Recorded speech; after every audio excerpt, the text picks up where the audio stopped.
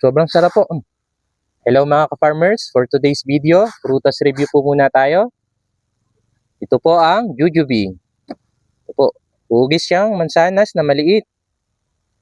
So, try po natin.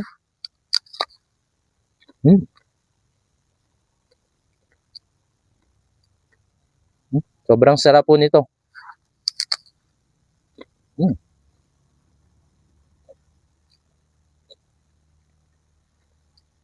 Yung balat po niya guys, pwede pong kainin directly. Hindi na po kailangan balatan ito.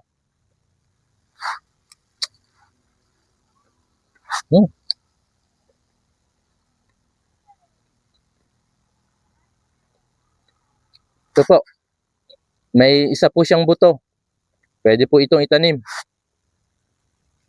Ito, mauubos ko ata ere kasarap. Hey kuya, try mo. Try mo kuya. Tikman mo. Anong masasabi mo diyan? Ito po ay, ang lasa po nito parang pinagsamang mansanas at peras. Pero mas masarap pa rin po ito. Jujube. Ito po. Diba? Kuya, masarap. Sobrang sarap po. Sobrang crispy.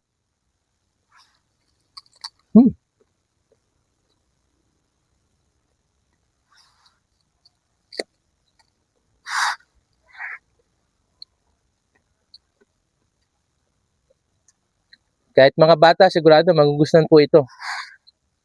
Actually, favorite po ito ng anak namin.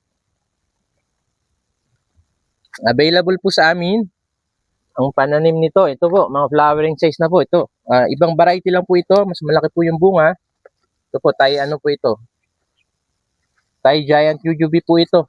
Ito, marami na pong flowers. Hihintayin nyo na lang pong lumaki ang bunga nito. Napakaganda po nitong itanim sa atin. Mabilis pong alagaan at all year pong nagbubunga. Kaya sulit na sulit po ito. Kaya kung gusto nyo pong itry at magkaroon ng unlimited supply ng jujube, magtanim na po kayo.